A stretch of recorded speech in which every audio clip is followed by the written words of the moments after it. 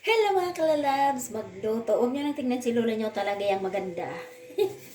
Magluto ako ng tiramisu. Kasi nagluto na ako ng gulaman. 2 layers with fresh fruits. Ngayon ay kasi kakain kami sa ate ko. Sabi ko dessert sa akin. So ako'y magluluto ng tiramisu. So ayan. Lagyan na natin ng tubig na 1 cup. At lagyan na natin ng 4 na sacheng kape. Malamig lang yan kasi hindi pwedeng mainit. Kasi matutunaw ang ano. Ayan. 4 na sacheng kape. So, yan ay lalagyan ng konting cafe wine. Ayan, cafe wine yan. Okay, tama na yan, tabaka, lasang wine na yan lahat. So, tutunawin lang yan. Diyan ididip ang ating, diyan ididip ang ating set aside na natin. So, ako'y mag-mix na ng cream. So, ayan, meron akong mascarpone. So, thick cream ang tawag nito. Thick cream.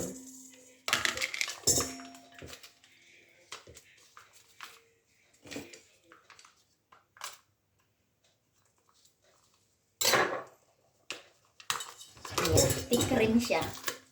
Lalagyan na natin siya ng, ubusin na natin yan. Tadeng! Ubusin na natin. So, lalagyan natin yan ng fresh cream. Thick cream at fresh cream. Ayan.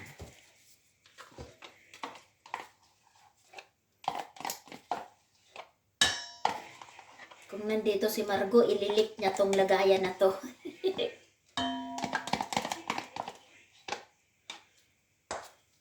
Ayan.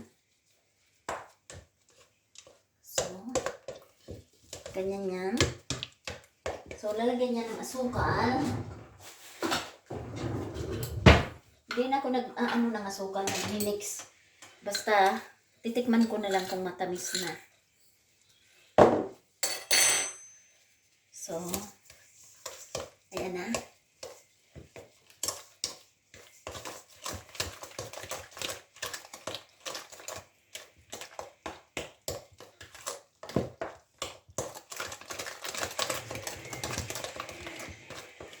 Lagay natin tong cream na parang water siya. Okay. Ayan. Madali na siyang mag-mix.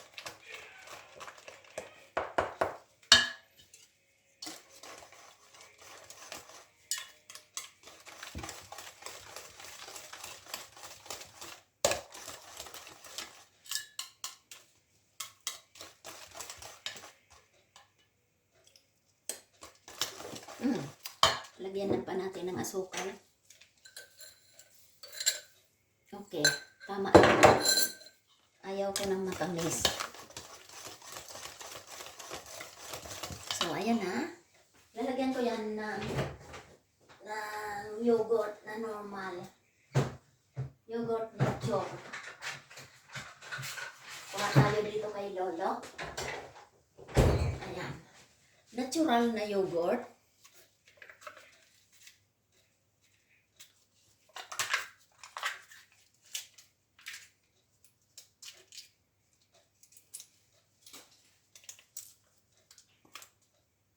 Ayan. Ubusin natin yung natural na yogurt dyan. So, tutunawin lang natin yan ng tunaw na tunaw. Okay. Mix na mix. Lalagyan natin yan ng cream pang. Yung cream na na matigas na cream. Very concentrate cream.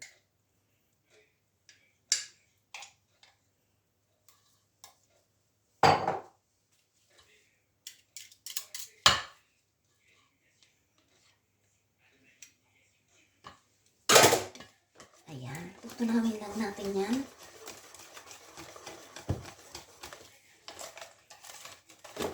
So, lalagyan natin yan ng vanilla. So, may simulang vanilla dito. Powder na vanilla. Ayan. Lalagyan natin yan ng isang sachet na vanilla. Ayan. Vanilla yan.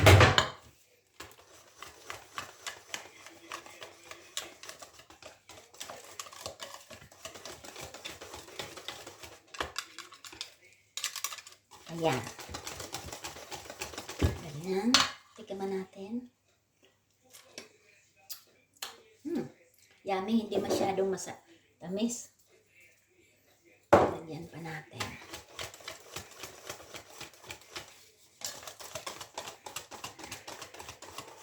Dagdagan natin.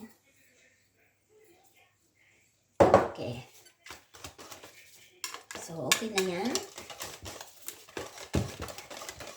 So, ready na yung cream.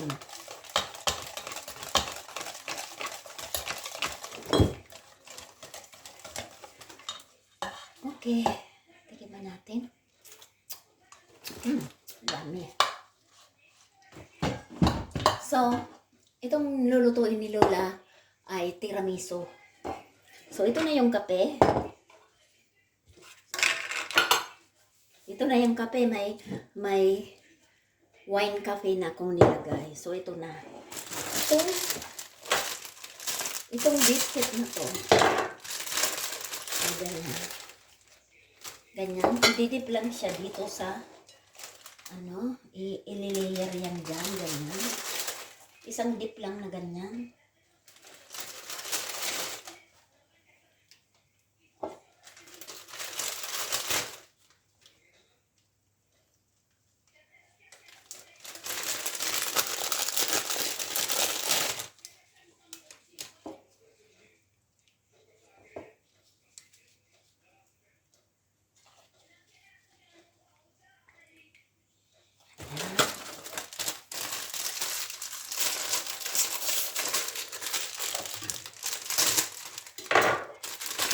Hindi yan pwedeng tagalan ang pag-dip. Kailangan madali lang.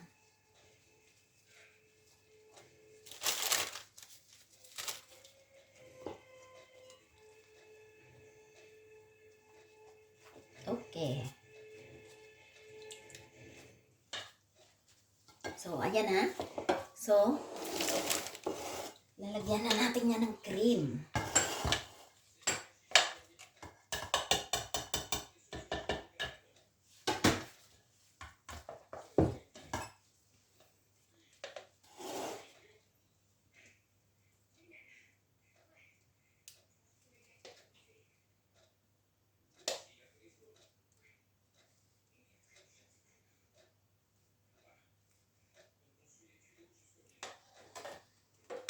Oh, nakita nyo na yan?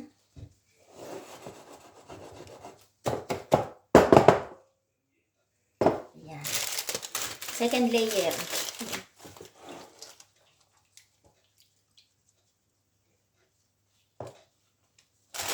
Ganyan na pala natin para hindi na.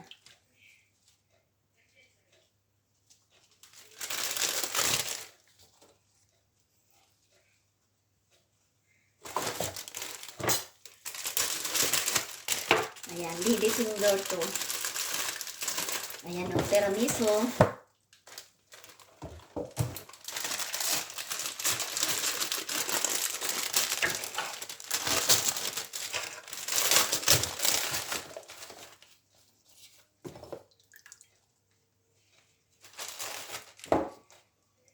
Hindi yan pwedeng tagalan kasi pag tinagalan mo yan, magtutubig-tubig na siya yung kape.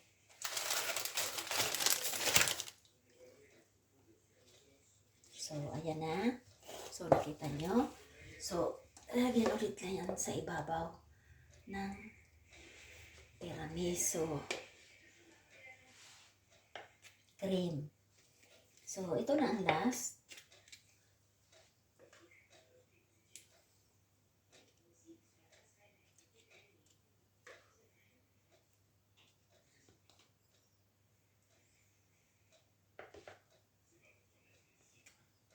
Okay. So, tapos na. Yan. Ito idadalhin ko sa ate ko. So, ang matitira niyan ay kay Lolo Pierre. So, nalagyan niyan sa ibabaw ng chocolate. Chocolate powder.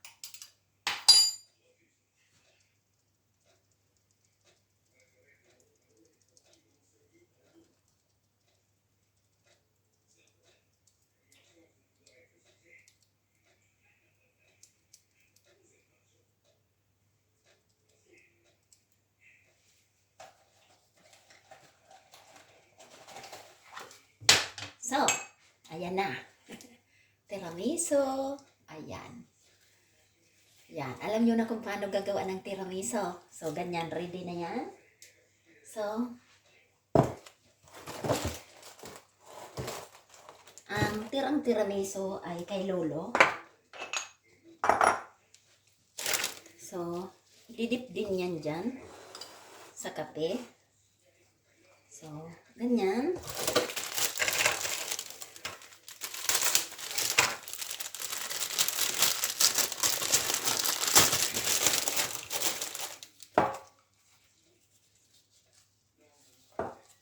So, ito hindi na second layer kasi maliit ang lagayan ko. So, isang layer lang siya.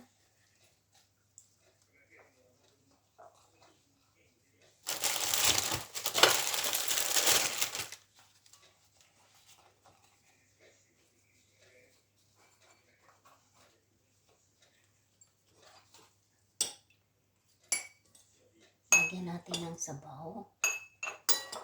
Kasi dry. So, ayan na. Lagyan natin yan ng cream. So, kay Lolo to. So, pag gusto niyang magkain ng dessert, ay kukuha na lang siya dyan sa frigidaire.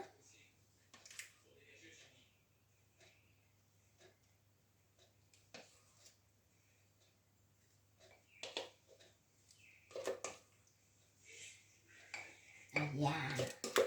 So, ito ay tiramisu. Yan. Kasi bukas ay holiday pa dito sa France. Dahil sa Easter. So, ayan.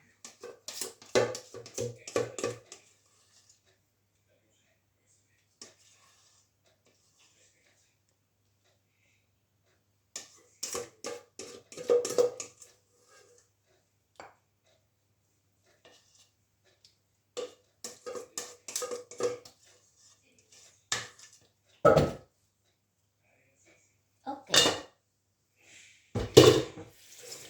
So, balik na natin ang ating guantes.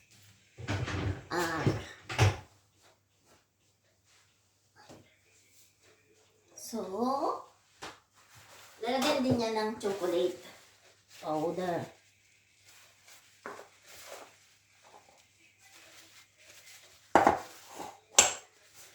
So, ito ay dadalhin ko sa ate ko bukas. Doon kami kakain sa bahay niya. So, aalis kami ni Lolo bukas.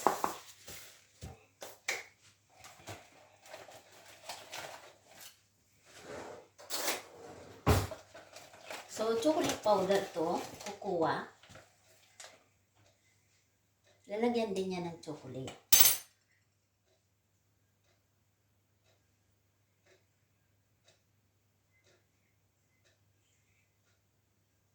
Yan. Kay Lolo yan. Nilagay ko yan sa frigidaire. Okay. So, yan lang ang aking cooking for today. At makikita nyo yan yung gulaman ng ate ko. Tapos itong tiramisu. At doon kami kakain sa bahay niya. Ayan o. Tiramisu. Nakita nyo ang picture dito sa biscuit. Ayan. Ganyan yan o. Ganyan yan. Tiramisu. So, yan lang ang kwento ng lola nyo. Tiramisu. At itong mga maliliit ay kay Lolo. Tatakipan ko lang yan ng plastic. So, thanks for watching. Tiramisu.